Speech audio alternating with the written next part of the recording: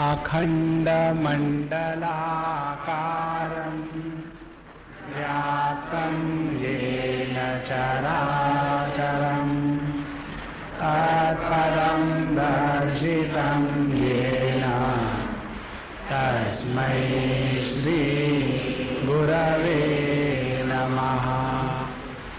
अज्ञानतिमिरान्धस्य ज्ञानाञ्जनशलाकया चक्षुरुन्मीलितं येन तस्मै श्री गुरवे नमः।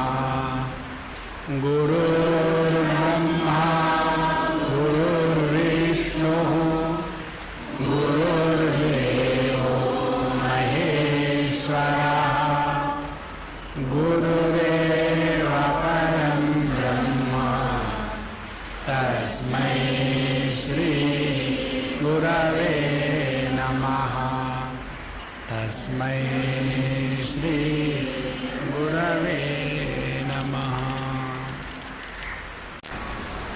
आध्यात्मिक जीवन में प्रवेश करने के बाद सबके मन में एक बात आती है कि हम मेडिटेशन करें, और पहले ही दिन से मेडिटेशन शुरू हो जाता है। अभी अभी हम वर्सोवा में थे, द्वितीय अध्याय भगवद गीता का। दूसरे दिन एक सज्जन आए और हमको कहते हैं, स्वामी जी मेडिटेशन बताओ। तुमने वहां लिख लो। He took out the paper and pen, शुरू MGDI पूरा स्पेलिंग उनको बता दिया। हो गया ना हो गया। मेडिटेशन इतना आसान है, इससे भी आसान है, कागज की भी निकालने की जरूरत नहीं। तो मेडिटेशन करना, ध्यान करना, ये सबको लगता है कि बस मेडिटेशन करेंगे और सब कुछ खत्म। लेकिन उस स्थिति तक पहुंचने के लिए पहले अपने आप को काबिल बनाना पड़ता है। पहले पूरा रोड मैप अपने पास होवे, हम कहाँ है, गंतव्य स्थान कहाँ है, बीच में कौन से स्टेशन आने वाले हैं, और उस स्टेशन पर से गुजरते समय कौन से स्टेशन पर क्या चीज मिलती है। कहीं भुजिया मिलते हैं, कहीं कचौरी मिलती है, कहीं रसगुल्ला मिलता है। हर चीज का ज्ञान हो तब कहीं जाकर के हम अपने गंतव्य स्थान पर पहुंचते हैं। उसी प्रकार से यह जो आध्यात्मिक प्रवास है, स्पिरिचुअल जर्नी, यह जर्नी या प्रवास ना तो देशांतरण है, ना तो कालांतरण है, ना तो वस्तुआंतरण है।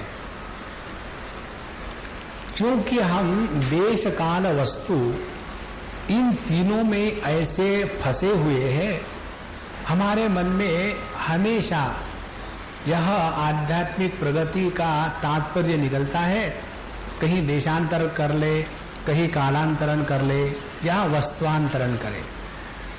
और इस गलती को लेकर के एक बहुत सुंदर प्रेयर आती है अवधूत गीता में। उस प्रेयर के द्वारा हमको इस आध्यात्मिक मार्ग का थोड़ा ज्ञान प्राप्त होता है। उस प्रार्थना में 3 प्रकार की माफी मांगी है भगवान से। भगवान, हमने 3 गलतियां करी है भैया, तीनों माफ कर दो। कौन सी गलतियां करी है? पहली गलती तो हमने ये करी कि आपके दर्शन के लिए हम तीर्थ क्षेत्रों में भटकने लग गए, और इसके द्वारा आप सर्वव्यापी है इसका तिरस्कार किया। उसके बाद हमने, हे भगवान, आपकी स्तुति करने के लिए बड़े बड़े शब्दों का प्रयोग किया, सर्वांतर्यामी, सर्वज्ञ, सर्वशक्तिमान इत्यादि इत्यादि। और इन शब्दों के द्वारा आपका वर्णन करके हमने आप शब्दातीत है इसका तिरस्कार किया हे भगवान हमारी दूसरे गलती के लिए माफ कर देना भैया। इसमें पूरा साधना का क्रम आ जाता है। और तीसरी हमने गलती ये करी कि हम मेडिटेशन कर रहे हैं, ध्यानात चेत परता हताते, ध्यानात हमने ध्यान का अभ्यास करके हे भगवान आप मन के बुद्धि के परे हो, इसका तिरस्कार किया। और ये 3 गलतियां हमने की है, हमको माफ कर देना। तो इसका तात्पर्य हम क्या समझते हैं? एक बड़े ज्ञानी थे और वो हर चीज को अपने बुद्धि के तराजू से तोलते थे और हर बात तर्क के द्वारा ही सिद्ध करना चाहते थे और मानते थे। उन्होंने थोड़ा बहुत सत्संग सुन लिया इधर उधर और उसके पश्चात तर्क दिया कि भगवान किसी कर्म का फल नहीं है, इसीलिए काहे को कर्म करो। भगवान का कोई भी नाम नहीं है क्योंकि भगवान सभी नामों के परे है, तो भगवान का नाम काहे के लिए ले। और भगवान मन का विषय नहीं है, इसीलिए भगवान का मन में धारणा भावना क्यों करे। और भगवान बुद्धि के द्वारा पकड़ में नहीं आता, इसीलिए बुद्धि के द्वारा भगवान के बारे में क्यों सोचे। देखो, तो इस प्रकार की जब विचारधारा बनती है तब समझ लेना कि भगवान की अपने पर बड़ी कृपा हो गई। इसीलिए हमारे कठोपनिषद में मंत्र आता है, आश्चर्यो वक्ता कुशलोस्य लब्धा, आश्चर्यो ज्ञाता कुशलानुशिष्ट। ये परमात्मा तो बड़ा आश्चर्य है। आश्चर्य कैसा है कि इसके बारे में बोलने वाला बड़ा आश्चर्य है। कैसा आश्चर्य है कि दुनिया के बारे में बोलने के लिए तो सबको आनंद आता है और एक हाथ कोई विरला होता है कि जो परमात्मा के बारे में बोलने को स्वीकार करता है। बड़ी आश्चर्य की बात है। और इससे भी बढ़कर के आश्चर्य ये है कि परमात्मा वाणी का विषय नहीं है और फिर भी उसी वाणी से उसी परमात्मा के बारे में बोलते जाते और कहते भी जाते हैं कि भगवान वाणी का विषय नहीं है। समझ में आया जो मैंने भगवान के बारे में बताया। देखो, आश्चर्य वक्ता, सुंदरता तो यही है। परमात्मा के बारे में कुछ भी बोलो झूठ है, लेकिन परमात्मा के बारे में ही बोलना चाहिए और ऐसा बोलना चाहिए कि ये झूठपना खत्म हो जाए। अब परमात्मा के बारे में शब्दों में बोलना झूठ है, स्वीकार कर लिया, फिर भी परमात्मा के बारे में बोलना ही चाहिए। तो जब हम परमात्मा के बारे में बोलते हैं तब झूठ नहीं होता। ये कैसी रिडल है महाराज, समझ में नहीं आ रही।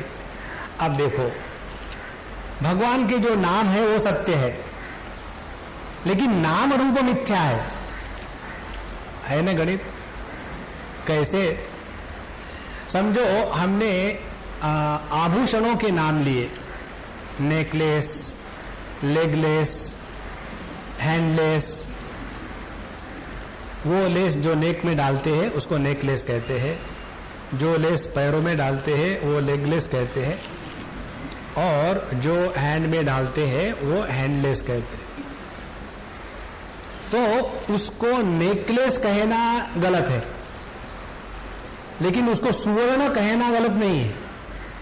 सुवर्ण को सुवर्ण कहना सत्य है, लेकिन सुवर्ण को यदि नेकलेस कहे या ईयरिंग कहे या नोज रिंग कहे तो वो गलत है। उसी प्रकार से परमात्मा को परमात्मा कहना सत्य है, परमात्मा को जीव जगत ईश्वर इस भेदों में बांध के रखना ये गलत है। ये उसका तात्पर्य है, आश्चर्यो वक्ता। और इसीलिए इस परमात्मा तत्व के बारे में जो शब्दों के परे है, उसके परे होते हुए भी उसके बारे में बोल करके विद्यार्थी को समझाना। और विद्यार्थी की तारीफ देखो अब, आश्चर्यो ज्ञाता कुशलानुशिष्टा। आत्म तत्व वो है कि जो ना तो मन का विषय है, तो भावनाओं के द्वारा नहीं पकड़ा जा सकता, ना तो ये बुद्धि का विषय है, इसीलिए कोई कंसेप्ट भगवान के बारे में नहीं बना सकते। The truth is not a concept, it is a reality. तो बुद्धि के द्वारा तो केवल हम कंसेप्ट्स को समझते हैं, और इसीलिए जो बुद्धि के द्वारा समझ में नहीं आता, जो मन के द्वारा ग्रहण नहीं होता, उसको उसी बुद्धि के द्वारा समझना और मन के द्वारा ग्रहण करना, ये जो विद्यार्थी करता है आश्चर्य ही है। आश्चर्यो वक्ता आश्चर्यो ज्ञाता। और यही आश्चर्य को एक भगवान का नाम बताया है। आश्चर्य शब्द की परिभाषा हमारे स्वामी अखंडानंद जी महाराज ने बड़ी सुंदर दी है। वो कहते हैं आश्चर्य किसको कहते हैं? आह आह इति चर्यते यस्मिन इति आश्चर्य। माने जिसको देख करके अरे अरे, माने जो हमारे बुद्धि के द्वारा ग्रहण नहीं हो रहा। आश्चर्य हमको उसके बारे में होता है कि जो व्यक्ति कार्य कारण मीमांसा में नहीं बांधी जाती। जैसे कोई एक व्यक्ति हो और उसका रिकॉर्ड रहा है कि हर एक बार वो एक बार दो बार फेल हो गया, बड़ी मुश्किल से यहाँ का लीकेज वहां का लीकेज करके पास हो गया, और सभी लोगों ने उसके स्कूल के कॉलेज के समझ लिया ये इतना गया बीता विद्यार्थी है, क्या होगा इसका बड़ा हो करके। और जो दूसरा है हमेशा फर्स्ट क्लास पास और गोल्ड मेडल वगैरह वगैरह। और ऐसा कोई समय हुआ 20-25 साल निकल गए और फिर ये दोनों इकट्ठे आए हिंदी सिनेमा के स्टेज पर। तो देखा ये जो थर्ड क्लास विद्यार्थी था, जो कभी दो शब्द ना लिख सकता था बोल सकता था, अब हो गया करोड़पति। और ये जो फर्स्ट क्लास फर्स्ट और गोल्ड मेडल है, ये है रोड़पति। तब अरे तेरी ऐसी सक्सेस, माने जो परीक्षा में पास होना मुश्किल था जिसके लिए, वो इतना सक्सेसफुल हो गया। तो ये बात हमारे बुद्धि में कार्य कारण के द्वारा निर्णित नहीं होती। तो आश्चर्य किसको कहते हैं? आश्चर्य वह है जो कार्य कारण के परे है। इसीलिए आश्चर्य वक्ता कुशलानुशिष्टा। इसीलिए इस तत्व को जानने के लिए दो बातों का होना स्पष्ट है, आवश्यक है, नितांत आवश्यक है। पहली बात, इस परमात्मा तत्व के बारे में 4 चीजों की जानकारी आवश्यक है। एक, हम कौन है जिसको परमात्मा की प्राप्ति करवा लेनी है। दूसरी बात, ये परमात्मा कौन है जिसकी प्राप्ति करनी है। तीसरी बात, इसकी प्राप्ति हमको कहां होती है। और चौथी बात, ये जो वनडे इंटरनेशनल चल रहा है, इसका कोई अंपायर भी है। ये 4 बातें जब स्पष्ट रूप से समझ में आ जाती है, तब कहीं धारणा ध्यान का अभ्यास ठीक से होता है। तो पहले ये समझ लेना है कि जीव जगत और ईश्वर, ये तीनों का एक दूसरे में क्या संबंध है। तो इसका सरल भाषा में संबंध ये है, एक टीम है जीव की, दूसरी टीम है जगत की, और इनकी मैच चल रही है इटरनली, और उनका अंपायर है ईश्वर। कभी कभी जीव है बैटिंग करता है और जगत बॉलिंग करता है, और कभी कभी जगत बैटिंग करता है और जीव बॉलिंग करता है। और उसमें कौन एलबीडब्ल्यू है, कौन एलबीडब्ल्यू नहीं है, किसने छक्का मारा, किसका छक्का छूटा, इसका निर्णय लेने वाले अंपायर महाराज है, और ये अंपायर है ईश्वर। अच्छा, ये जीव जगत और ईश्वर, ये तीनों एक दूसरे की सापेक्षता में है। समझो एक क्रिकेट की मैच है और वहां बड़े काफी लोग आ गए, एक टीम आ गई, दूसरी टीम आ गई और अंपायर भी पहुंच गए। उसमें से एक टीम ने कहा कि भैया हम वॉक ओवर दे देते हैं। उन्होंने टॉस जीता और जो भी मिला, हाँ अरे आप जीत गए हो, ठीक है हम टॉस जीत गए, ठीक है हम वॉक ओवर दे देते। जब उस टीम ने वॉक ओवर दे दिया तो दूसरे टीम का उस ग्राउंड पर होना संभव है क्या? नहीं। जब वो दोनों टीम उस ग्राउंड पर से चली गई तो अंपायर क्या करेगा? किसकी अंपायरी करेगा? और जब अंपायर भी चला गया, टीम नंबर 1 भी चली गई, टीम नंबर 2 भी चली गई, तो वहां का जो ऑडियंस है वो क्या करेगा? तो सब महाप्रलय हो गया।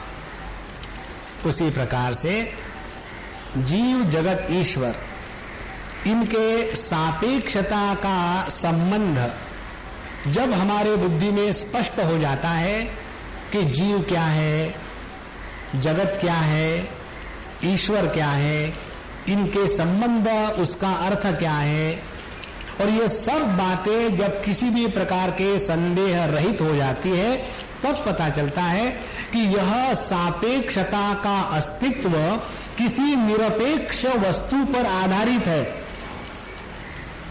और यह जो निरपेक्ष वस्तु है वो इस सापेक्षता के द्वारा प्रभावित नहीं होती। जब ये बात स्पष्ट हो जाती है तब व्यक्ति पहले सापेक्षता क्या है समझ लेता है, उसके पश्चात सापेक्षता से छुटकारा पाना माने क्या वो समझ लेता है और उस छुटकारा पाने के लिए क्या साधना करनी है वो समझ लेता है।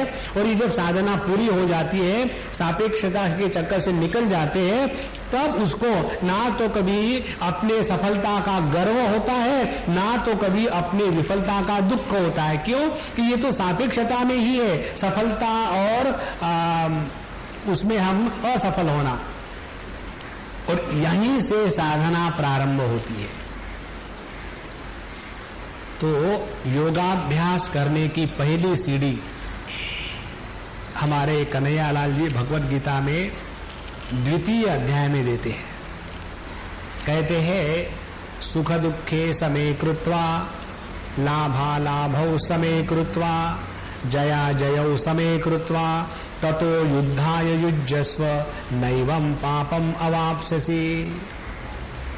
जिनको जिनको योगाभ्यास करना है, ध्यान का अभ्यास करना है, परमात्मा का दर्शन करना है, उनके लिए पहला लेसन जो है वो ये है समत्वम योग उच्यते।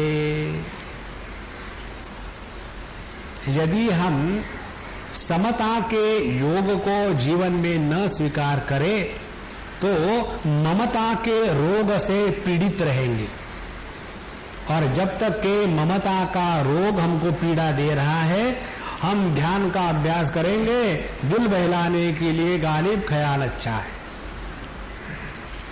होगा कुछ नहीं। हाँ ये जरूर होगा कि जब हम ध्यान के लिए कहीं कोने में बैठेंगे तो घर में शांति रहेगी, उतने समय तक कम से कम लोग परेशान नहीं रहेंगे।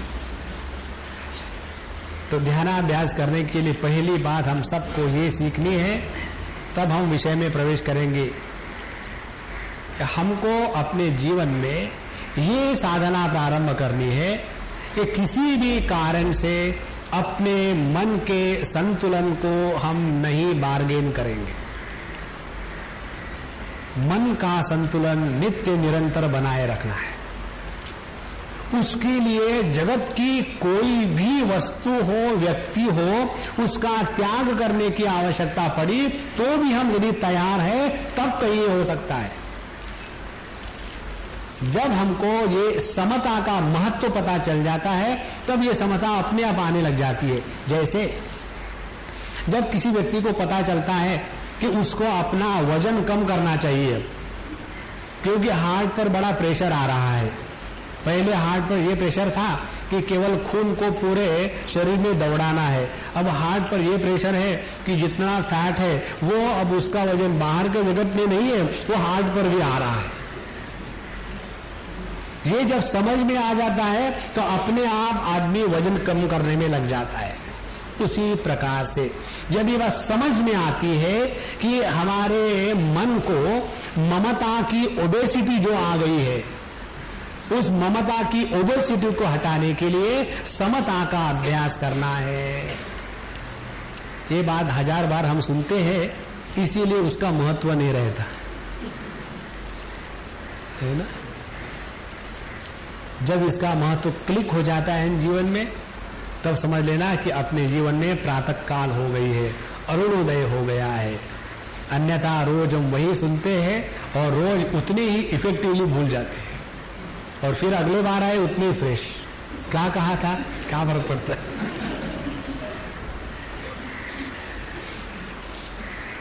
हमने पिछले बार आपको बताया था कि नहीं, एक अम्मा थी, लंबाई से चौड़ाई ज्यादा थी, और डॉक्टर के पास पहुंची।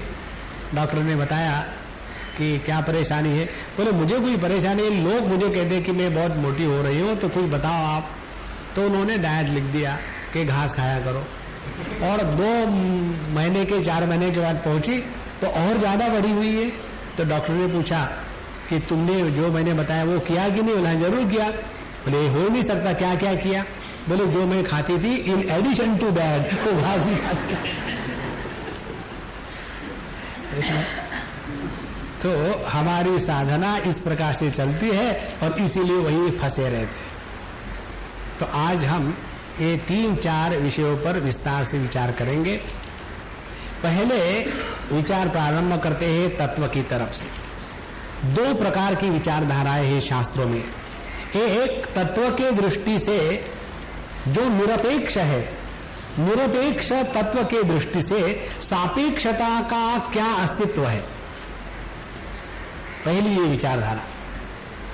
और फिर दूसरी विचारधारा ये है कि सापेक्षता के प्रत्येक कंपोनेंट का निरपेक्ष तत्व के साथ क्या संबंध है।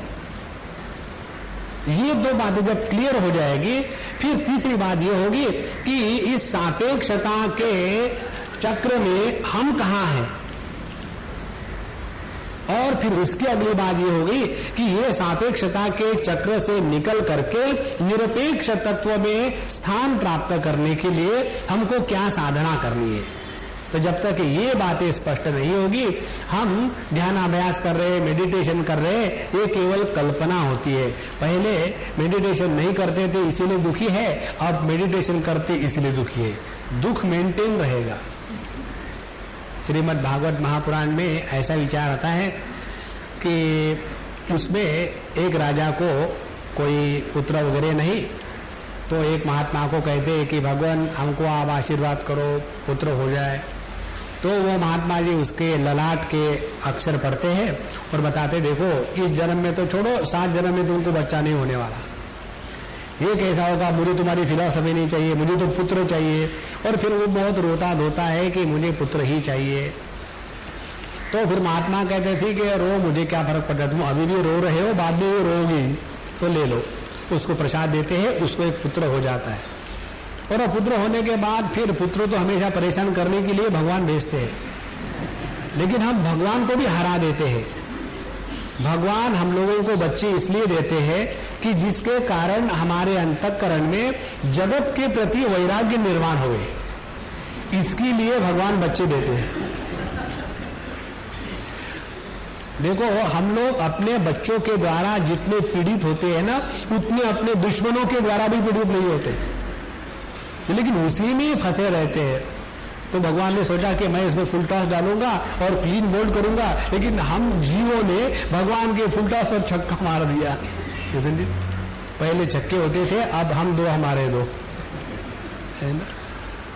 तो यह जीव इस जगत में किस प्रकार का व्यवहार करे, कैसा रहे, ये सब विचार हमको करने हैं।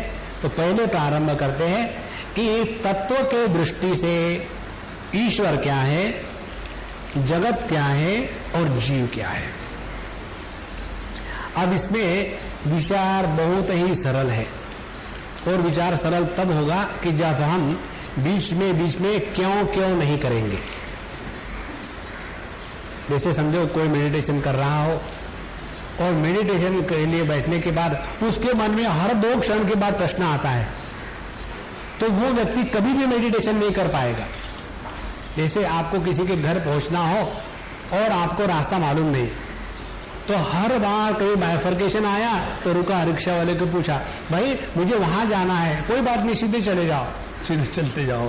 फिर दूसरा बाइफर्केशन आता है, अरे आप गलत सीधे आए, उधर सीधे जाना चाहिए था, चक्कर काटते रहो। उसी प्रकार से ध्यानाभ्यास करने के लिए रोड मैप एकदम क्लियर चाहिए, और फिर वो वैसा ही रास्ता वहां क्यों जाता है, ये क्यों का कोई मतलब नहीं। अब देखो, ये कोई क्यों का कोई मतलब नहीं है। ऐसी बात नहीं कि हम लोग करते नहीं, हम लोग भी करते हैं, और जब ऐसी बात करते तभी आगे बढ़ सकते हैं। जैसे हमने ये आपको उदाहरण शायद दिया होगा, 2-3 उदाहरणों से ये क्यों कैसा अनावश्यक है समझ में आएगा। जैसे हम लोगों ने बचपन में अल्फाबेट सीखे हैं, ABCDEF। अब ए को ऐसा क्यों लिखते हैं, ये प्रश्न या लॉजिक जिस बच्चे के दिमाग में गया, और वो हमेशा यही प्रश्न पूछता रहे अपने मम्मी डैडी से कि mummy daddy, I will study, if you answer my question why A is written like this. इसका कोई अर्थ नहीं, कोई उत्तर नहीं, और यदि हम वहीं अड़ेंगे तो आगे कुछ नहीं पढ़ पाएंगे। तो हमको आगे बढ़ने के लिए क्या करना है, ए को ऐसा ही लिखते हैं। इसका कारण क्या है मैं बताता हूं, इसलिए आप क्यों बताते नहीं, सुनोगे तो डंडा पड़ेगा। समझ में आ गया? बिल्कुल समझ में आ गया। इसीलिए हर चीज में क्यों करने से कोई उत्तर नहीं मिलता। इसलिए तत्व को समझने के लिए अपने मन को एकदम ये क्यों से कट से हटाने के लिए सबसे बढ़िया महत्व की बात यह है कि अपने अंतःकरण में शास्त्रों के प्रति, परमात्मा के प्रति, गुरु के प्रति और अपने प्रति श्रद्धा होनी चाहिए। जिस अंतःकरण में श्रद्धा होती है उसी अंतःकरण से प्रश्न समाप्त हो जाते हैं। ये देखो, ये बहुत आवश्यक बात है समझने के लिए। जैसे हम लोग अपने गुरु के पास जाते हैं, और हमको अपने गुरु के बारे में क्या समझता है, कुछ भी नहीं। हमारे जैसी है, खाते पीते बैठते सोते डांटते, गलतियां करते हैं, ऊपर चढ़ते नीचे गिरते, हम भी वही करते, फिर हम में क्या फर्क है।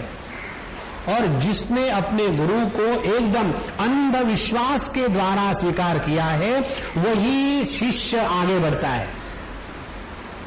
कई लोगों के मन में ये होता है कि वह अंधविश्वास नहीं होना चाहिए। महाराज, विश्वास हमेशा अंध ही होता है, ज्ञान में विश्वास की आवश्यकता नहीं है। जब हम अज्ञान के क्षेत्र में होते हैं तभी विश्वास की, तभी कहीं श्रद्धा की आवश्यकता होती है। तो इस तत्व के बारे में समझने के लिए पहली सामग्री क्या हो गई, पहली सामग्री ये हो गई कि जो हमारे शास्त्र बताते हैं तत्व के बारे में, जो हमारे गुरुजन बताते हैं वही सत्य है, और उसके सिवा दूसरा कोई सत्य ही नहीं। इस दुराग्रह को लेकर के आगे चले तब जाकर के ज्ञान होगा। तो पहली स्टेप ये हो गई। दूसरी स्टेप, ये ऐसा ही होता है, इसमें ऐसा क्यों होता बात नहीं। आप देखो ये कैसा स्वीकार करते हैं। एक बार हम एक मेडिकल कॉलेज में लेक्चर दे रहे थे, कहीं बंगाल में या कहीं तो भी था। तो वहां होने के बाद एक दो विद्यार्थियों ने हमको प्रश्न पूछना शुरू कर दिए कि why this is so, why that is so. एक के बाद एक प्रश्न पूछ रहे थे। तो हमने कहा भाई देखो, तुमको जितने प्रश्न पूछने हैं पूछ लो, फिर मैं इकट्ठा जवाब दे दूंगा। फिर उन्होंने 6, 8, 10, 12 प्रश्न पूछे और बोले अब बताओ। तो हमने कहा भाई मैं तो भूल गया। बोले आपने तो कहा था कि सब बताएंगे। बोले कोई बात नहीं, गलती तो सबसे, हमसे भी गलती हो गई। आप मुझे वही प्रश्न उसी सीक्वेंस में बताओ, आपके प्रश्न है ना। I can't tell you like that. जो तुम्हारा प्रश्न है तुमको याद नहीं रहता और चाहते हो दूसरे को याद रखा है, अब हम आपको एक प्रश्न पूछते हैं, उसका उत्तर दो, फिर हम आपके सभी प्रश्नों का उत्तर देते हैं। हमने कहा आपने जब पढ़ा आपके बायोलॉजी के क्लास में, उसमें पढ़ाते हैं कि 2 प्रकार की सेल डिवीजन होती है। एक प्रकार की सेल डिवीजन ये है कि जिसमें क्रोमोसोम का नंबर मेंटेन रहता है, और दूसरी सेल डिवीजन ये है कि जिसमें क्रोमोसोम का नंबर आधा हो जाता है, हाफ। ऐसा क्यों होता है? Because our professor of embryology told. तो आपके प्रोफेसर एम्ब्रियोलॉजी ने यह भी बताया, क्यों मेडिकल कॉलेज ज्वाइन कर रहे हो खामो काम, जीवन भर रोगियों में रहोगे, कहीं जाकर के स्मगलिंग करो, मस्त रहोगे। वो बात क्यों नहीं मानते? इसीलिए जब हम ये सीखते हैं ना प्रारंभिक अवस्था में कि मियोसिस होती है, मिटोसिस होती है, उसके बाद जब वो ये अमुक अमुक सेल्स है, इसके हड्डियां बनेगी, ये सेल्स जो है इसकी मसल्स बनेगी, ये सेल्स जो है इसके डाइजेस्टिव सिस्टम बनेगी, इसके पीछे कोई कारण नहीं होता, ये ऐसा ही होता है। उसी प्रकार से परमात्मा एकमेवाद्वितीय, जिसका कारण नहीं होता वो परमात्मा, बिना कारण अस्तित्व को परमात्मा कहते हैं। अब देखो हमारा इस जगत में अस्तित्व का क्या कारण है? कोई कारण नहीं, इसीलिए हम सभी के सभी परमात्मा स्वरूप है ना, कोई कारण नहीं। अब यह जो बिना कारण सत्ता है, बिना कारण अस्तित्व है, ये हो गया परमात्मा। इस परमात्मा को भिन्न भिन्न प्रकार के दर्शन शास्त्रों में भिन्न भिन्न शब्दों से कहा है। जो भक्तगण है वो इसी परमात्मा को भगवान कहते हैं, जो योगी है उसको परमात्मा कहते हैं, जो ये जो पहले योगी हमने बताया ये पतंजलि महाराज के फॉलोअर्स, ये इसको परमात्मा कहेंगे। जो दूसरे प्रकार के योगी होते हैं वो कहेंगे इसी को परम शिव कहेंगे। तीसरे प्रकार के जो वेदांती है वो इसी तत्व को ब्रह्म कहेंगे। ये सब बातें भागवत महापुराण में आती है। तो तत्व एक ही है, अपने अपने संप्रदाय और उन संप्रदायों के जो टेक्निकल शब्द है उसको लेकर के ही झगड़े खड़ा हो जाता है। तो जिसको वेदांती ब्रह्म कहते हैं, योगी परमात्मा कहते हैं, भक्तगण भगवान कहते हैं, और जिसको योगी परम शिव कहते हैं, जो शैव फिलॉसफी को फॉलो करने वाले हैं, तो वो सब एक ही तत्व की बात कर रहे हैं। तो यह जो परमात्मा, इसको हम संबोधित करेंगे शुद्ध अस्तित्व, अस्तित्व मात्र, choiceless causeless existence alone, first stage. अब यह जो परमात्मा तत्व है, यह परमात्मा तत्व अनंत शक्ति से युक्त है। तो यही परमात्मा तत्व जब अपने शक्ति को अभिव्यक्त करने के लिए अंगड़ाई भरता है तो उसको शिव कहते हैं, उसको भक्ति की भाषा में नारायण कहते हैं। तो फिर नारायण का चित्र क्या है कि वो समुद्र में एक शेष शैया है, इसके ऊपर में बड़े आराम से भगवान रमण महर्षि के जैसे लेटे हुए है ना। तो उन्होंने माने शुद्ध जो अस्तित्व है उसमें अंगड़ाई लेने के लिए प्रारंभ किया, तो उसको कहते हैं परम शिव को हमने घटाया, वो हो गए शिव, क्योंकि उनमें अब कोई ना कोई मानो विकार आने लग गए। दूसरी स्थिति, अब यह जो इसको अंग्रेजी में कहना हो तो कहेंगे कि परमात्मा जो है वो है एब्सोल्यूट अवेयरनेस। अब ये जो शिव की स्थिति है इसको समझना है तो हम कहेंगे कॉन्शियसनेस, माने awareness became aware about itself. जब अवेयरनेस अपने ही बारे में अवेयर हो जाता है तब उसको कहते हैं कॉन्शियसनेस। अब यह जो कॉन्शियसनेस है शिव है या चिति है या चैतन्य है या चित है, इसकी जो शक्ति है, इसकी जो पावर है, वो पावर कैसी है? वो है आह्लादिनी शक्ति। भक्ति की भाषा में इसको कहेंगे राधा या आह्लादिनी शक्ति, और वेदांत की भाषा में कहेंगे कि ये है अनंत शक्ति। देखो, आह्लाद और अनंत एक ही है। हम खुश कब होते हैं? जब कोई बंधन नहीं है। तो यह शुद्ध परमात्मा सत्ता मात्र, परमात्मा में अंगड़ाई आ गई चैतन्य कॉन्शियसनेस। इस चैतन्य कॉन्शियसनेस की जो शक्ति है उसको कहेंगे हम आह्लादिनी शक्ति, और ये हो गई शक्ति। अब इन तीनों को फिर से समझ ले। एक ही परमात्मा, उसमें अंगड़ाई आने से उसी को हमने कहा है कॉन्शियसनेस या शिव, और उसी शिव की ये शक्ति है जिसको कहते हैं आह्लादिनी या अनंत शक्ति। तो तीन हमने कही बातें, लेकिन तीन है क्या? इसको ठीक से समझ लेना संतो। This is the very foundation of all meditations and everything. अब इसको एक उदाहरण से समझ ले। ये उदाहरण हमने अमृतानुभव में दिया था काफी बार, बीच में बहुत समय चला गया। महता कालेन योगो नष्ट परंतप। तो एक लड़का है, अच्छा है, छोटा है, मम्मी डैडी हमेशा उनके पीछे पीछे रहता है। लेकिन पता नहीं आजकल क्या हो गया स्वामी जी, हमारा बंडू, महाराष्ट्र लोगों के बच्चे का नाम बंडू होता है, हमारा जो बंडू है फिर वही बड़ा होकर बंडूपंत हो जाता है। तो हमारा बंडू आजकल पता नहीं, पहले हमेशा मम्मी मम्मी करके आगे पीछे करता था, लेकिन आजकल पता नहीं उसको क्या हो गया, एकदम खोया खोया सा रहता है ना? इसको कुछ तो भी हो गया है, किसी ने कुछ किया है, बाहर से कुछ नहीं हुआ।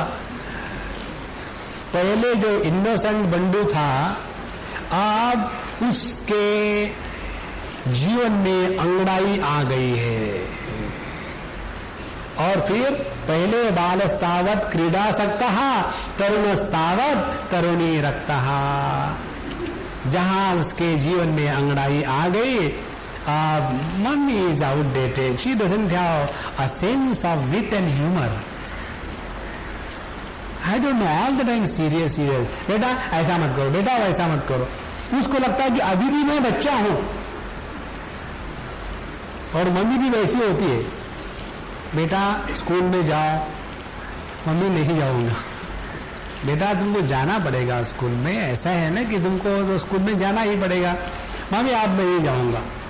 क्यों? लेकिन वहां बच्चे बड़े परेशान करते हैं और बहुत मारा पीटी चलती है, मैं तंग आ गया हूं। लेकिन बेटा तुमको तो जाना ही पड़ेगा ना। क्यों? लेकिन मम्मी तुम भूल गए हो, तुम प्रिंसिपल हो। वो लड़का उस स्कूल का प्रिंसिपल था, और उसकी मम्मी जो 75 नॉट आउट थी, वो अपने प्रिंसिपल बच्चे को उठा रही थी, बेटा तुम जाओ स्कूल में, है ना। तो ये छोटा सा बच्चा जब बड़ा हो जाता है, तब उसमें ये जो बदल आया, ये बदल के बाहर से इंजेक्शन देकर नहीं आया। फिर क्या था? यही एकमेवा द्वितीय। अब उसमें अपनी जो शक्ति है, उस शक्ति की उसमें अवेयरनेस आ गई। ही became aware of his own youthfulness. और जब व्यक्ति अपनी ही किसी शक्ति के बारे में जब अवेयर हो जाता है ना, तब बड़ा भौंचा जाता है। He starts behaving in a very funny manner. इसीलिए जो लड़के लड़कियां जब 13, 12, 14, 15 साल के आते हैं ना, हमारे पास बहुत आते, और आकर के उनसे हमने बहुत सारी चीजें सीखी है। उनको ऐसे लगता है कि Swami ji these days and these girls come and talk to me such a great confidence and I listen with great attention, और मुझे बड़ा आनंद आता है। बेवकूफी की पराकाष्ठा। आकर के कहते Swami ji I want to tell you something, but promise you won't tell mummy and daddy. I said no, I don't talk to them. Actually, I talk to them only because of you. Swamiji, you also like me? So much I like you. Now that foolish fellow starts thinking, really I like her. Hundreds have become young and become old. No change has taken place in this world. But when that girl or that boy becomes aware of his own potentiality, he is called as Vara. And Vara means not worthy of.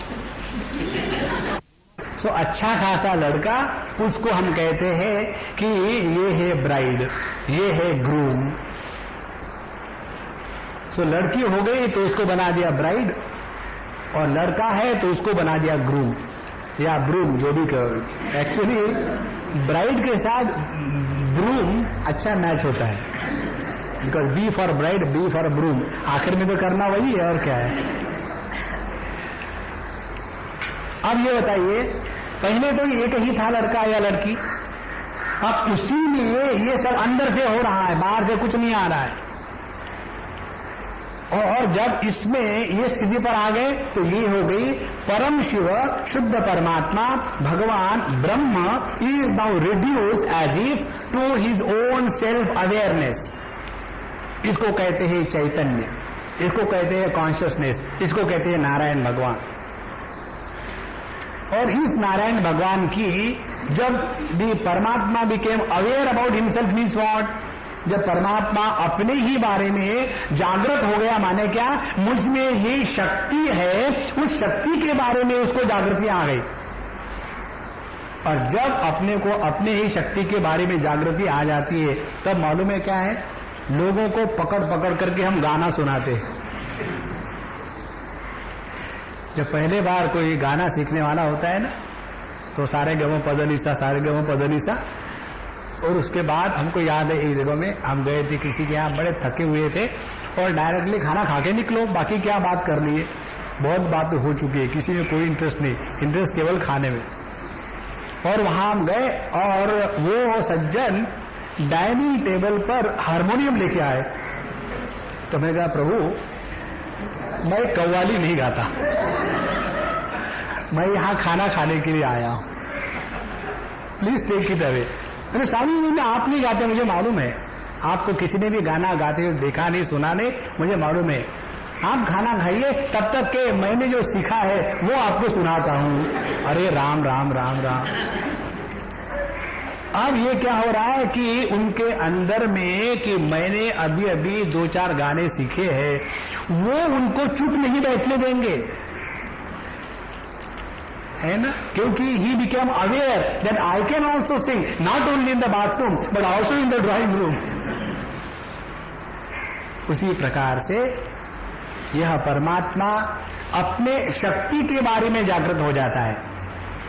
आज 3 बातें हो गई कहने के लिए. लड़का, उसी लड़के को हमने ग्रूम कहा, और उस ग्रूम की बच्चे पैदा करने की शक्ति, या मिजरी क्रिएट करने की शक्ति, या कंफ्यूजन क्रिएट करने की शक्ति, या दुख निर्माण करने की शक्ति, ये सब चीजें क्या बाहर से आई है? नहीं, उसका स्रोत एक ही है. अब इसी चीज को मन में स्पष्ट रखें. आप एक स्टेज और आगे जाते हैं. वो स्टेज ये है कि यह जो शक्ति, आह्लादिनी शक्ति या अनंत शक्ति, इस शक्ति का अस्तित्व इस परमात्मा पर, ब्रह्म पर अवलंबित है. गाने की शक्ति कहीं पुस्तक में नहीं है. पुस्तक पर कितने भी गाने के आप भिन्न भिन्न वो लिख देते हैं ना, सारे गमो पदनी सा, या बड़े बड़े सुंदर सुंदर चित्र, उसके द्वारा वो पुस्तक नहीं गाता. उसी प्रकार से यह जो शक्ति है, इसका अपना कोई अस्तित्व नहीं है. तो इस शक्ति के अभिव्यक्ति के सिवा यह परमात्मा ज्यों का त्यों रह सकता है. लेकिन यह जो शक्ति है परमात्मा के सिवा नहीं रह सकती. दूसरी बात, इस शक्ति का प्रभाव परमात्मा पर शून्य है. इसीलिए कई जगहों में लिखते ने नाम पप्पू स्वामी गड़बड़ानंद। तो एक बार हमने कहीं पढ़ा, जोर से पढ़ा, पप्पू स्वामी के लेक्चर है। बोले स्वामी जी वो पप्पू नहीं है। तो मैंने बोला क्या है फिर बता। बोले वो है परम पूज्य। तो पू दीर्घ होना चाहिए, लेकिन दीर्घ ह्रस्व का किसी को भान ही नहीं होता। बोले स्वामी जी ये परम पूज्य स्वामी। पूज्य मीन्स मराठी में पूज्य का अर्थ है जीरो, और परम पूज्य absolute zero. Unknowingly they have told the truth. संत ज्ञानेश्वर की भाषा में है ये कि भगवान ने परमात्मा का वर्णन किया है कि आकाश है भरीव। आकाश मीन्स पूज्य, emptiness. But how is this emptiness? It is solid emptiness. तो यह परम तत्व, उसका वर्णन है सॉलिड एम्प्टीनेस, भरीव आकाश। और ये एम्प्टी क्यों है? क्योंकि इसमें दूसरे पने का गंध नहीं है। There is no sense of otherness, एकमेवा द्वितीय, इसीलिए एम्प्टी ऑफ अदरनेस। और भरीव क्यों कहा है?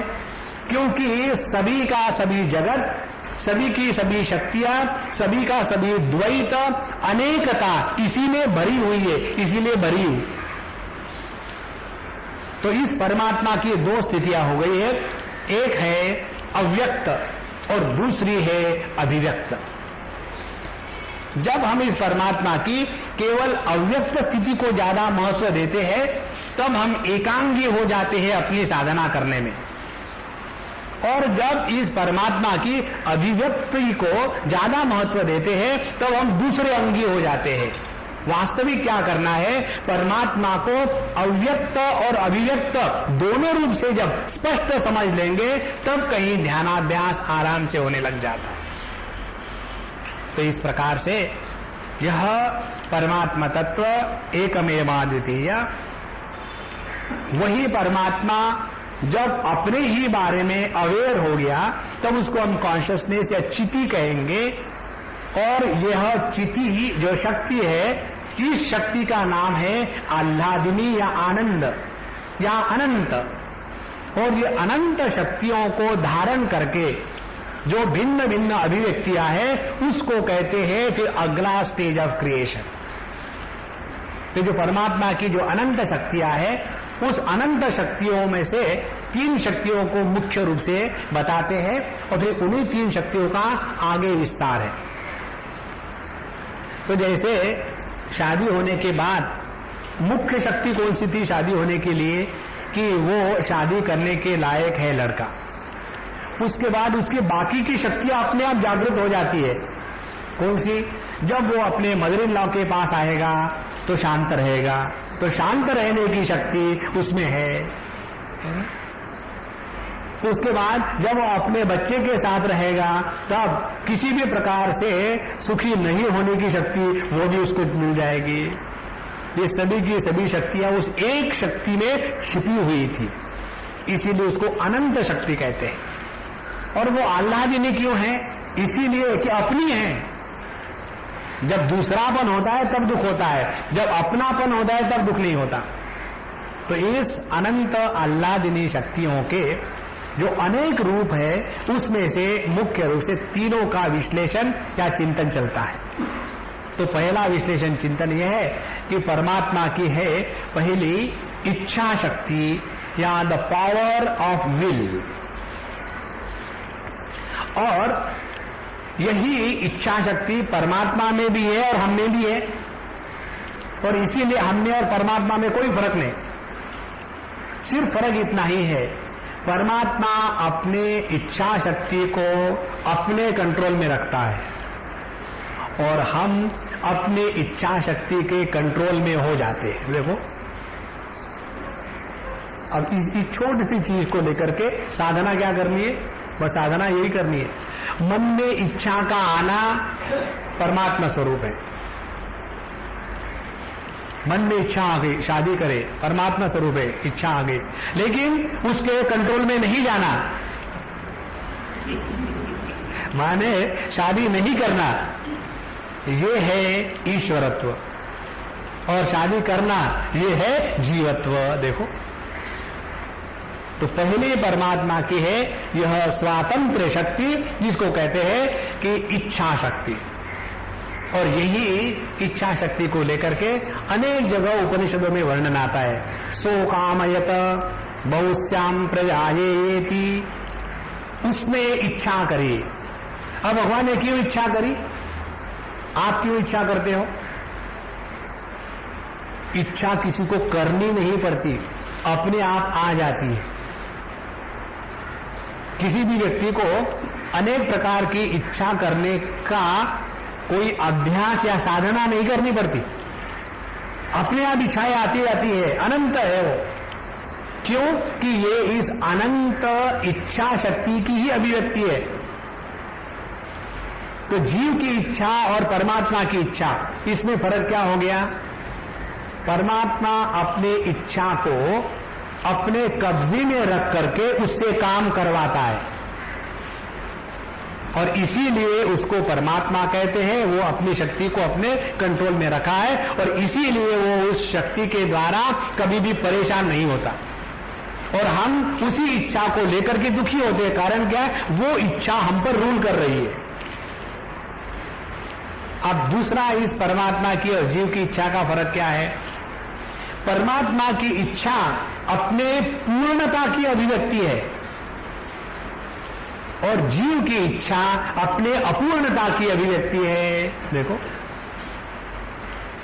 जब कभी पूर्णता की अभिव्यक्ति होती है तब उसमें आनंद उल्लास होता है, और जब अपूर्णता की अभिव्यक्ति होती इच्छा के रूप में, तब उसमें दारिद्र्य और भिखारीपन की अभिव्यक्ति होती है।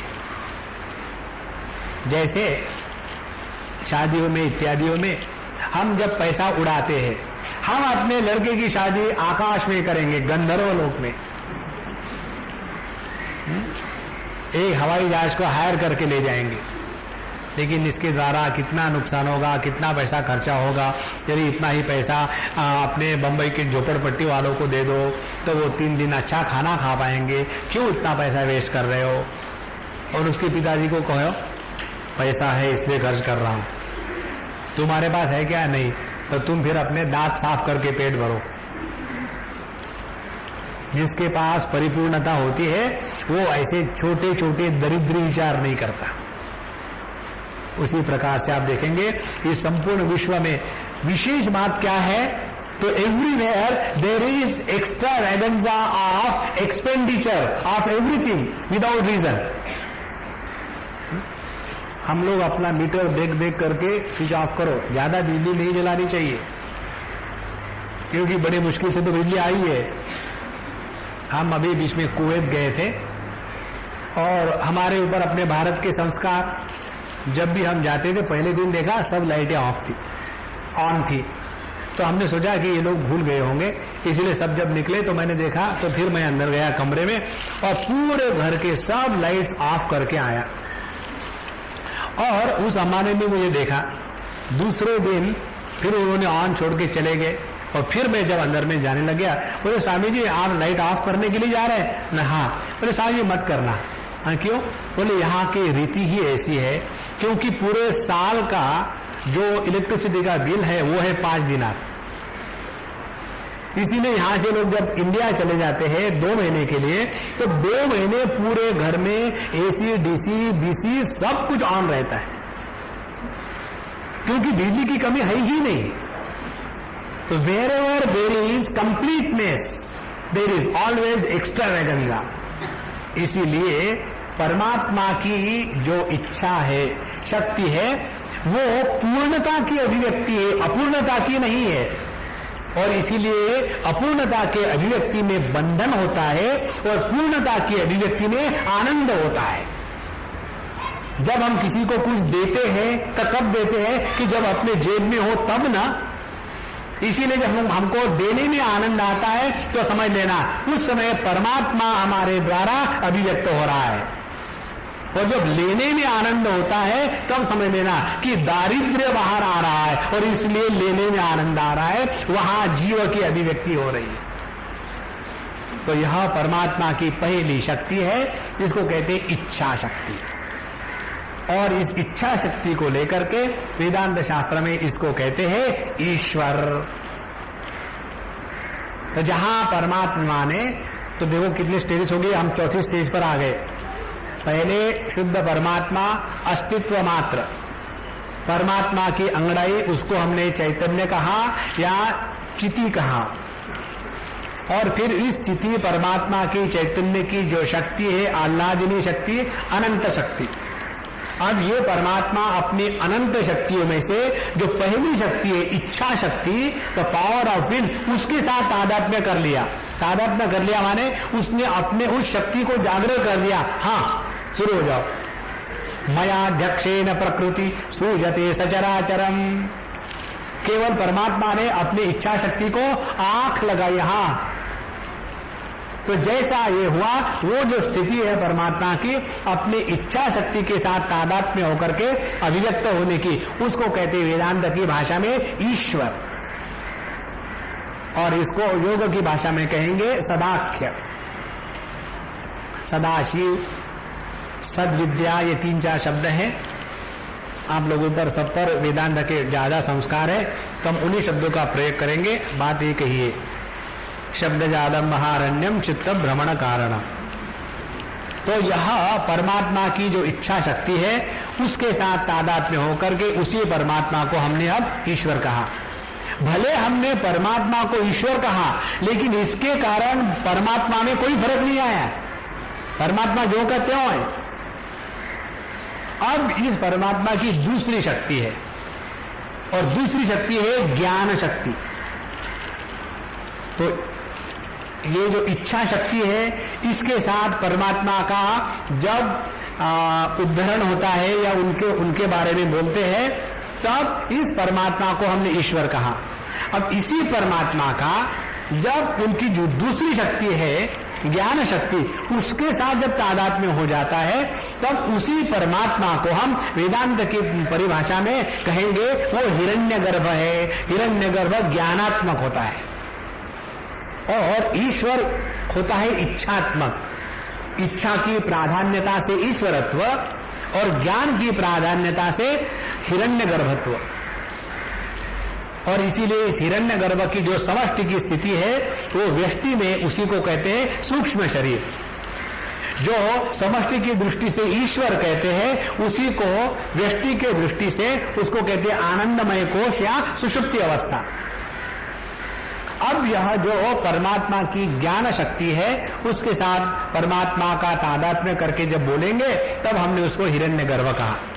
तो जब हम हिरण्यगर्भ कह रहे हैं, तो वास्तविक देखा जाए तो परमात्मा ज्यों का त्यों है। पहले हमने कहा पानी, फिर हमने कहा समुंदर, फिर हमने कहा लहर, फिर हमने कहा भाप, फिर हमने कहा बादल, और फिर हमने कहा बारिश, फिर हमने कहा सरोवर, और फिर हमने कहा नदी। तो हम बात किसकी कर रहे हैं? केवल पानी। तो ये बाकी की चीजें क्या है? ये केवल शब्द मात्र है, केवल पानी मात्र सत्य है। इस चीज को 1000 बार अपने आप को दोहराना पड़ेगा, तब जाकर के हम उस परमात्मा को पकड़ के रखेंगे।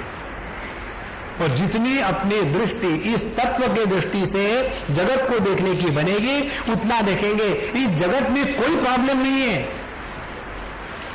पानी के दृष्टि से समुद्र का उग्रपना है ही नहीं, और पानी के ही दृष्टि से उन लहरों का दारिद्र्य भी नहीं है। उसी प्रकार से परमात्मा के दृष्टि से देखे तो ईश्वर का ऐश्वर्य नहीं और जीव का अनैश्वर्य नहीं। परमात्मा की दृष्टि से देखे तो हिरण्यगर्भ का सर्वज्ञत्व नहीं और जीव का अल्पज्ञत्व नहीं। और यही परमात्मा की जो तीसरी शक्ति है, उस तीसरे शक्ति को कहते हैं कि वो है क्रिया शक्ति। और इस क्रिया शक्ति के साथ तादात्म्य होकर के इसी को वेदांत की परिभाषा में कहेंगे, इसको हम कहेंगे वैश्वानर या विराट पुरुष। तो परमात्मा उसको अपने बारे में अवेयरनेस, उसको हम कहेंगे consciousness. This consciousness has got infinite potentiality, इसीलिए उसको कहेंगे शक्ति। And this shakti are of three kinds of the many. One is the power to desire, the power to know and the power to act. ये जो इच्छा शक्ति है ये है रजोगुण, ज्ञान शक्ति है सत्वगुण, और क्रिया शक्ति जो है या कि अनेक प्रकार के मॉडिफिकेशन जो है वो है तमोगुण, द्रव्य शक्ति। ये तीन शक्तियों के साथ तादात्म्य होकर के यहां तक का जो चित्र है ये है क्रिएशन इन इट्स टोटलिटी। अभी तक इसमें व्यक्तित्व निर्माण नहीं हुआ, परमात्मा की अभिव्यक्ति हुई लेकिन कोई व्यक्ति निर्माण नहीं हुआ। व्यक्ति रहित अभिव्यक्ति को कहते हैं समष्टि।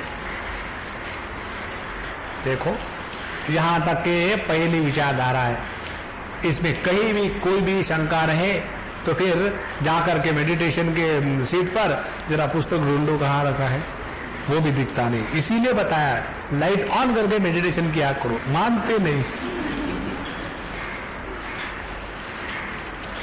हमारे आश्रम में मॉर्निंग क्लास जो होता है मेडिटेशन का, तो हम लाइट ऑन करते। पहले पहले जब स्टूडेंट्स आते हैं ना तब वो सोचते कि नहीं लाइट ऑफ करना चाहिए, तो हम उनको लाइट ऑफ नहीं करने देते। तो एक विद्यार्थी ने हमको पूछा, तो स्वामी जी सभी लोग तो लाइट ऑफ करके मेडिटेशन करते हैं, आप यहाँ लाइट क्यों ऑन करते हैं? तो हमने कहा देखो अपने घर में तुम सो सकते हो, यहाँ मेडिटेशन की क्लास है, सोने की क्लास नहीं है। सभी जगह अंधेरा हो जाएगा और मैं सोच रहा हूं मैं मेडिटेशन करवा रहा हूं और आप सभी के सभी सुषुप्ति अवस्था में जागृत अवस्था से ही निकल गए, किसको पढ़ाऊंगा मैं? मुझे तो यहाँ पढ़ाना है मेडिटेशन। इसीलिए आप लोग आंखें बंद करके बैठो और मैं आंखें खोल के देखता हूं, और सभी अंधेरे में होंगे, कैसा पता चलेगा? तो यहां तक के समष्टि का विचार है। अब यहां के बाद आ जाता है व्यष्टि का विचार। अब व्यष्टि का विचार ये है कि इसी परमात्मा की ये जो अनेक शक्तियां है, इसी परमात्मा की 5 शक्तियां और है, और इस 5 शक्तियों का जब उसी परमात्मा पर मानव प्रभाव पड़ता है, पड़ता नहीं मानव प्रभाव पड़ता है, तब उसी परमात्मा को हम अब एक व्यक्तित्व में बांध लेते हैं। तो 3 बातें होगी, परमात्मा, उसकी अभिव्यक्ति और व्यक्तित्व। 3। तो परमात्मा में बंधन नहीं है, अभिव्यक्ति में बंधन नहीं है, लेकिन व्यक्तित्व में बंधन है। तो अभिव्यक्ति का व्यक्तित्व कैसे बनता है? अभिव्यक्ति का अभिव्यक्तित्व ऐसे बनता है कि जब इसी परमात्मा की 5 शक्तियां फिर काम करना शुरू कर देती है, और ये 5 शक्तियों को लेकर के जीव भाव निर्माण हो जाता है। अब परमात्मा है अनंत, लेकिन उस अनंत परमात्मा में शांत की भ्रांति आ गई, माने जो काल के परे है वो काल में परिच्छिन्न स्वीकृत कर लेता है। तो पहला माया का आवरण ये है कि जो अनंत है उसको शांत स्वीकार करना। दूसरा, जो किसी भी दिशा के द्वारा बंधन में नहीं है उसको दिशा से बांध लेना। तीसरी बात, जो देश के द्वारा परिच्छिन्न नहीं है, जो सर्वव्यापी है, उसको देश में बांध लेना, तीसरा बंधन। चौथा बंधन, जो सर्वज्ञ है उसको अल्पज्ञ स्वीकार करना। और 5वां वो है कि जिसमें किसी प्रकार की कमी नहीं है, पूर्णता है, उस पूर्णता में अपूर्णता की कल्पना कर लेना और उस कल्पना को सत्य मान लेना। ये 5 चीजों को लेकर के परमात्मा की जो अभिव्यक्ति है उसको कहते जीव भाव। अब देखो कैसे, इसको ठीक से समझ लेना, उदाहरण से बात स्पष्ट हो जाएगी। अपना पूरा भारत देश और उसमें सभी के सभी वोटर्स और प्रत्येक वोटर की 1 वोट की शक्ति, ये संपूर्ण शक्ति अपने देश का भला करने के लिए है ना। अब वो शक्ति है, चाहे उस शक्ति से आप भला कर लो या बुरा कर लो, चाहे चक्कू से आप किसी का ऑपरेशन करो या किसी का गला काटो, चक्कू तो चक्कू, उसमें वही शक्ति है। तो यह जो वोट की शक्ति है, अब ये शक्ति को हमने इकट्ठा किया। कैसे इकट्ठा किया? डेट्स डिक्लेयर कर दिए। जब इलेक्शंस के डेट डिक्लेयर हो जाती है, तब ये जो सुप्त शक्ति है समष्टि में, वो जागृत हो जाती है और फिर अपना वोटर्स कार्ड लेकर के हम वहां पहुंच जाते हैं। और फिर मालूम है किसी को भी दो न, सत्यानाश तो होने ही वाला है। फिर भी देखते हैं कि जगत का सत्यानाश होते होते अपना फायदा होगा क्या, वही तो देख लो। और फिर हमने सबने वोट दे दिए और वो सभी के सभी वोट एक व्यक्ति में आ गए और उसको हम कहते हैं प्राइम मिनिस्टर। अब देखो, ये सभी के सभी वोट माने शक्ति एक प्राइम मिनिस्टर में आने के बाद अब सवाल ये है कि वो उस शक्ति के द्वारा बंधन में आया है या वो उस शक्ति को अपने स्वातंत्र को रख करके उसका उपयोग करता है। Simple thing.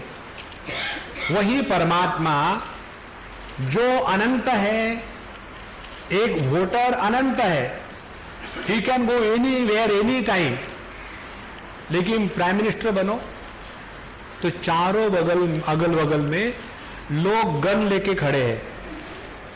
यदि उधर जाओगे तो मार दूंगा, सीधे चलो। वो जो सिक्योरिटी वाले होते हैं ना, वो सिक्योरिटी किसकी करती है? दुनिया की। कि कहिए हाथ पारी जाकर के किसी को कुछ बोल न दे, तुम फिक्र मत करो, मैं तुमको परीक्षा में पास कर दूंगा। इसीलिए ये सिक्योरिटी वाले घूमेंगे चारों तरफ। पहले क्या स्थिति थी? एक वोटर थे, एक वोट था, जहां मर्जी घूमो। अब पारतंत्र आ गया। तो पहले सर्वव्यापी थे, अब केवल दिल्ली में ही रहेंगे और दिल्ली से भी बाहर जाएंगे तो चारों तरफ से बंधे रहेंगे, ए मोबाइल प्रिजन। और फिर वो जीव उसी में अपने आप को स्वातंत्र्य मानने लग जाता है। I got total freedom to be miserable. छोड़ो फिर उसको। उस दिन एक अम्मा आई थी हमारे आश्रम में, उनको कहती, स्वामी जी यहाँ कितना आनंद है, कितना स्वातंत्र्य है, ऐसे लगता है कि यहां से जाए नहीं। तो हमने कहा अम्मा मत जाओ, रह लो। यही तो नहीं होता। घर में बच्चे हैं, पोते हैं, बोरे हैं। मराठी में पोते शब्द का अर्थ बोरी होता है। और वहां बोरिया भर भर के सब रिश्ते नाते भरे हुए, उसको वो हमको नहीं छोड़ते। हमने कहा घर जाके देखो, शाम को सब कहेंगे कि दादी माँ, नानी माँ, आज आप दिन भर नहीं थी, घर में कितना शांत वातावरण था, है ना। तो इस बंधन के लिए कोई भी जिम्मेदार नहीं, हमने ही अपने आप पर लाद लिया है। आप इसको जरा ठीक से समझ लें। जब हम इन बंधनों को स्वयं होकर के स्वीकार कर लेते हैं, असल में तो हम हैं अनंत, लेकिन मान लिए शांत। असल में तो ये संपूर्ण हमारी शक्ति है, लेकिन उसी शक्ति के गुलाम हम बन गए। और हमारी स्थिति मालूम है कैसी है? ऐसी है कि एक दिन अग्नि चला गया परमात्मा के पास और रोने लग गया, भगवान मैं बहुत दुखी हूं। किसके कारण? ये गर्मी के कारण। जब अग्नि गर्मी के कारण रोने लग जाता है तो उसके रोने को देख करके हमको उसके ऊपर में दया आएगी या हंसी आएगी? इसीलिए जब हम रोते रोते जाते हैं ना महात्माओं के पास, जब हम रोते रोते भगवान के पास जाते हैं तो महात्मा और भगवान लोग इसीलिए हंसते हैं कि भगवान, हे अग्नि, ये जो दाहिका शक्ति है ये तुम्हारी अपनी है, तुम क्यों रो रहे हो? बस यही बात उसको बता दी तो अग्नि की गर्मी गायब। यही सब कुछ हमको करना है। इसीलिए इस योग शास्त्र में रियलाइजेशन इस शब्द को टेक्निकली कहते हैं प्रत्यभिज्ञा। भगवान शंकराचार्य ने इस शब्द का प्रयोग किया है अपने दक्षिणामूर्ति स्तोत्र में। प्रत्यभिज्ञायते, प्रत्यभिज्ञा means recognition of our own essential self, it is not creation. अब जिसको अपने आप को पहचानना है उसको पहचान ही होनी चाहिए, ना तो कोई कर्म के द्वारा, ना तो कोई मेहनत करके, ना तो अनेक प्रकार की हवा भर के, कुछ नहीं होने वाला। ये सभी के सभी उपाय है और इस उपायों का तात्पर्य या लिमिट एक स्थान पर होता है, उसके आगे नहीं। इसी सूक्ष्म बात को भगवान शंकराचार्य ने अपने भज गोविंदम में बड़ी सरलता से कह दी है और इसीलिए हम उसको पकड़ते नहीं। पहला ये श्लोक है भज गोविंदम का, भज गोविंदम गोविंदम भज मूढ़मते संप्राप्ते सन्निहिते काले नहीं नहीं रक्षते डुक्रुम करणे। अब ये डुक्रुम करणे क्या है? ये है भाषा। भाषा का तात्पर्य केवल विचारों के आदान प्रदान करने में है, इससे बढ़कर के नहीं है। लेकिन हम इसी में फंस जाते हैं कि संस्कृत में बोलना चाहिए कि मराठी में बोलना चाहिए कि उर्दू में बोलना चाहिए। अरे महाराज कोई भी भाषा में बोलो, क्या बोल रहे हो ये महत्व का है, कौन सी भाषा में बोलो ये महत्व का नहीं है। उसी प्रकार से हम चाहे कर्म मार्ग से चल रहे हैं चाहे ज्ञान से चल रहे हैं, इसका महत्व नहीं है। महत्व ये है कि क्या इसके द्वारा हम अपने आप को पहचानेंगे या नहीं। जब हम अपने आप को पहचानना है, यही जीवन के या अपने साधना का या ध्यान का परम लक्ष्य है, ये जब समझ लेते हैं तो बाकी के सब उपाय काम होने के बाद छोड़ो और आगे बढ़ो। इसीलिए इसको उपाय कहते हैं। उप माने नजदीक, अय गतौ, अय धातु गति के दृष्टि से आता है, तो वह जिसके द्वारा हम परमात्मा के पास पहुंचते हैं उसको कहते उपाय। और ये उपाय 4 प्रकार के हैं। पिछले बार भी हमने बताया था, अभी यहां तक हम बताएंगे। और ये जीव के भिन्न भाग और उसके बाद ये संपूर्ण विश्व और विश्व की भिन्न भिन्न चीजें और फिर इन सबका संबंध ईश्वर, इसका विस्तार से निर्णय हम अगले क्लास में करेंगे। अभी यहीं तक समझ ले कि साधना करनी है जीव को, क्योंकि परमात्मा बंधन में नहीं है। जैसे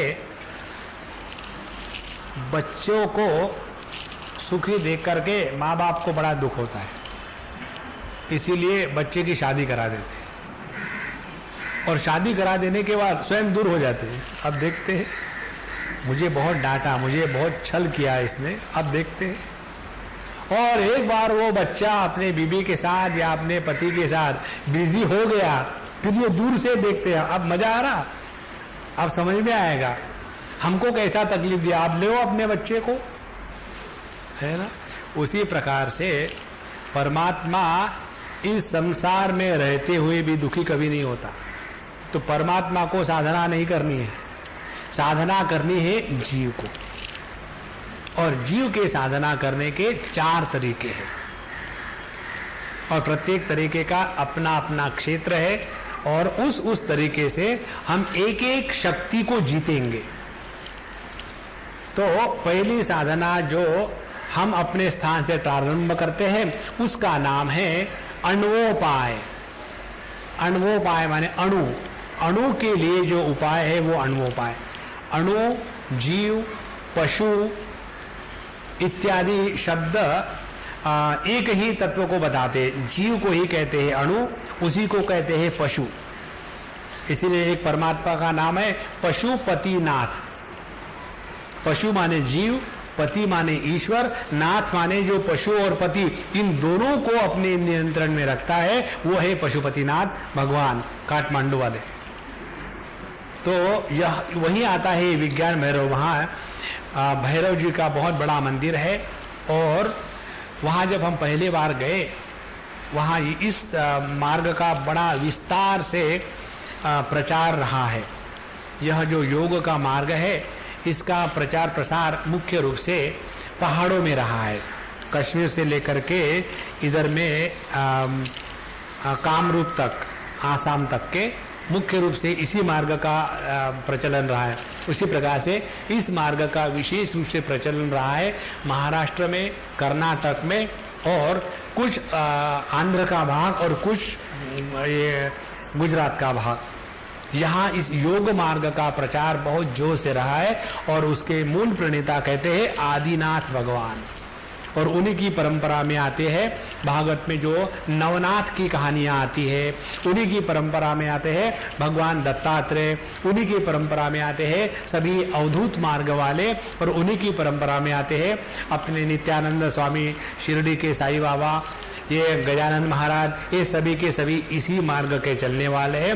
और वहां इस विज्ञान भैरव का अत्यंत महत्व है। तो पहला जो उपाय है साधक के लिए, जीव के लिए, उसको कहते हैं अण्वोपाय। अण्वोपाय की सिद्धि किस प्रकार से होवे, ये इसमें पूरा बताया है। ये होने के बाद फिर हम आते हैं शाक्तोपाय पर। शाक्तोपाय उसके लिए जिसने अण्वोपाय में अपने आप को प्यूरिफाई कर लिया है, और इसी शाक्तोपाय को ज्ञानोपाय भी कहते हैं, जिसको ज्ञान मार्ग कहते हैं।